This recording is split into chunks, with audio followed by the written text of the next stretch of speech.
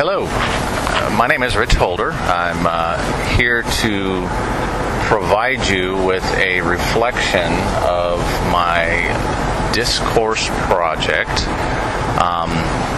This particular project I chose involved the legal community, and I thought long and hard about what to choose for this particular assignment. So, having a little bit of knowledge based on my personal career, I decided to conduct an interview with a local prosecutor, Deputy District Attorney, Riverside County Deputy District Attorney, Jade Holder. And yes, this is my spouse. And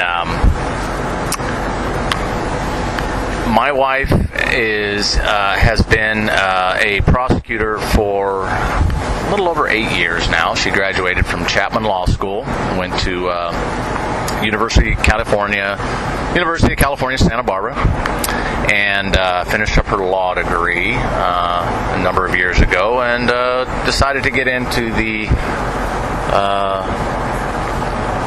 prosecution side of her particular legal community. So, Jade, and I want to discuss a little bit and provide you with a little reflection on how Jade interacts with other attorneys and the type of communication that goes on between attorneys and her peers and various associates that she deals with within the legal community.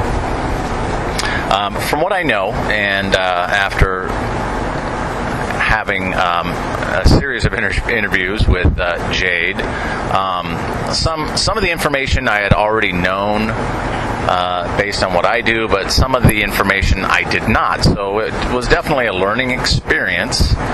And what I found was prosecutors convey information to each other on a number of different levels. Excuse me. First off, since they are in front of Superior Court judges mostly on a daily basis, if you're a calendar attorney, then you are obligated to understand and know all the current updated case law, since you're representing the government or the state of California. So, having the most recent knowledge on current case law is extremely important. So how do they get this information? Well, again, on a number of levels. First off, just like anything else, deputy DAs are required to attend various different trainings and legal updates via either in-class sittings, training scenarios, plus also different type of training such as webinars and that type of thing. So Jade also is currently assigned to the drug unit. She's one of 3 prosecutors there at the Southwest Courthouse that actually deals with the drug aspect of the law. And for her particular current assignment, DAs often get rotated, and on this particular assignment, she's dealing with current case law regarding drug updates. And so part of my discourse that I chose was for search and seizure, and I found it I figured it would couple well with interviewing Jade because a lot of drug cases involves search and seizure law, Fourth Amendment rights to American citizens, and search and seizure is often a big issue when it comes to drug arrests and that type of thing by individuals who are taken into custody by law enforcement. The defense always, raises the issue, and myself included, I've been on the stand a number of times on various search and seizure issues. And so having said that, Jade has to, and her fellow associates have to be updated on this particular topic.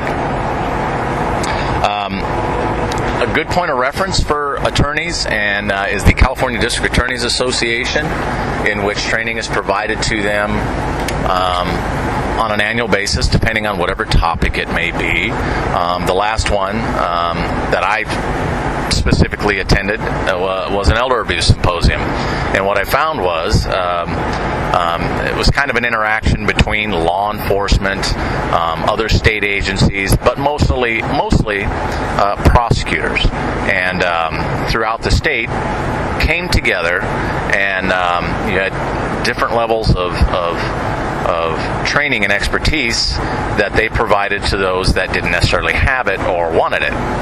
So it was a good forum, a 3-day forum for prosecutors to get together, get this information, and of course use it in a courtroom setting. So what I also know is that attorneys are very good speakers. They often convey information to each other.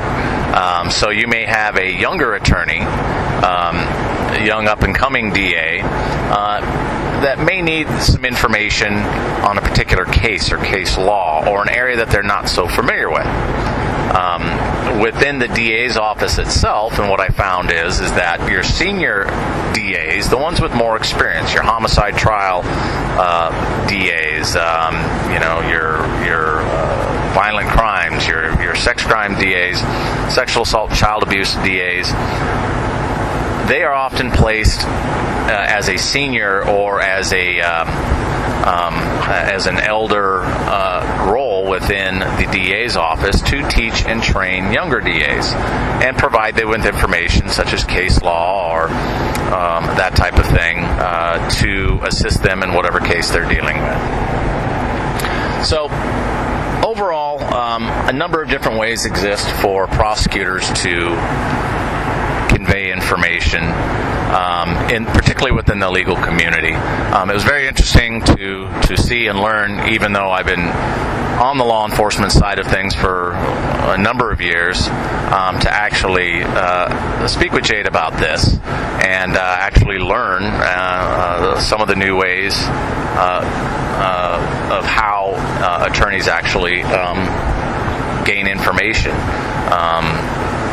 So, having said that, I will conclude this with stating that I did learn quite a bit on a number of issues with this particular project. Having to present a presentation via and make, say, a pseudo website based on the information that I found, the particular legal update article that I had cited within my website. Particularly on search and seizure, because I found that very interesting, as well as highlighting my wife, and explaining her job and her role as a prosecutor and how it relates to my particular topic. So, well, having said that, I learned quite a bit. Very interesting project, and thank you very much.